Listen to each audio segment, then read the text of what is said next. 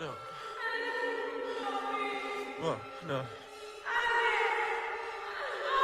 No. We would be honored if you would join us. 1 month before the beginning of the Clone Wars, the Tusken Raiders began attacking outlying moisture farms.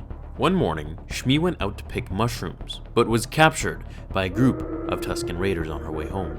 Her husband, Cliegg Lars, assembled a search team in an attempt to locate her, but ended up losing 26 out of the 30 that were sent out along with his right leg. After 1 month, he decided to give up the search, believing Shmi to be dead. In actuality, Shmi was still just barely alive, severely beaten and dehydrated, holding on to the memories of Anakin in an effort to stay alive. I will come back and free you, Mom. During Attack of the Clones in the novelization, Anakin could see visions of his mother in pain all throughout the timeline. However, this was shown just about once in the film with a bad dream.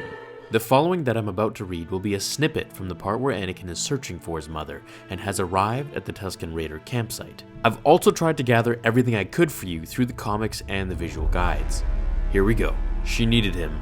Needed to complete the cycle, to let her son recognize that through it all, through the missing years and the great distances between them, she had loved him unconditionally and had thought of him constantly. Annie was her comfort, her place to hide from the pain the Tuskens had and were exacting upon her battered body.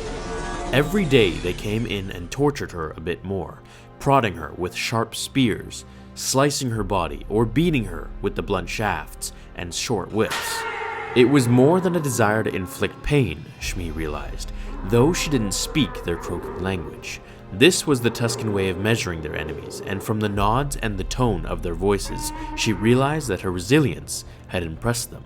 They didn't know that her resilience was wrought of a mother's love. Without the memories of Annie and the hope that he would feel her love for him, she would surely have given up a long time ago and allowed herself to die. Silent as a shadow, the Padawan slipped through the encampment, moving hut to hut, flat against the walls and belly crawling across open spaces. Working his way gradually towards the hut, he felt his mother. He came against its side at last and put his hand against the soft skin wall, feeling the emotions and pain of the person within. A quick glance around the front showed him the 2 Tusken guards sitting a short distance in front of the door. Anakin drew and ignited his lightsaber, then crouched low, shielding the glow as much as he could. He slid the energy blade through the wall and easily cut the material away. Then, without even pausing to see if any Tuskens were inside, he crawled through. He breathed again and his legs weakened beneath him. The room was lit by dozens of candles and by a shaft of pale moonlight streaming through a hole in the roof, illuminating the figure of Shmi, tied facing against a rack to the side of the tent. Her arms were outstretched, bound and bloodied wrists, and her face, when she turned to the side, showed the weeks of beatings. She whispered back. He could feel her wheezing as she tried to speak, and knew that many of her ribs had been crushed. Annie? Annie? The rest of the scene plays out as we know, and if you would like for me to do a video on everything Anakin did to the Tusken Raiders, then let me know below, and I can do that for sure, as it's pretty dark and grim itself.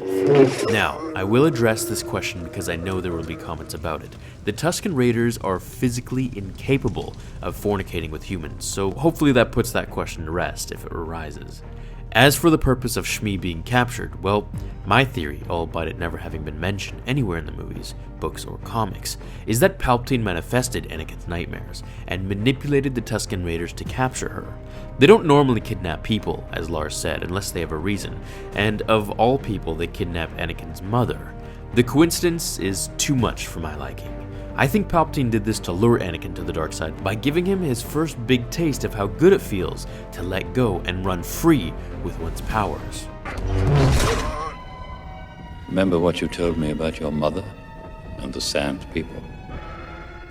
What do you think? Did Palpatine cause Anakin's mother to be killed, or was it simply poor luck that she was captured and beaten? Let me know and write any suggestions you may have for future videos that I can make at your request. Leave a like if you enjoyed it, and I'll see you all in tomorrow's episode of Star Wars Theory. Until then, my fellow Jedi and Sith friends, remember, the Force will be with you, always. Now fulfill your destiny.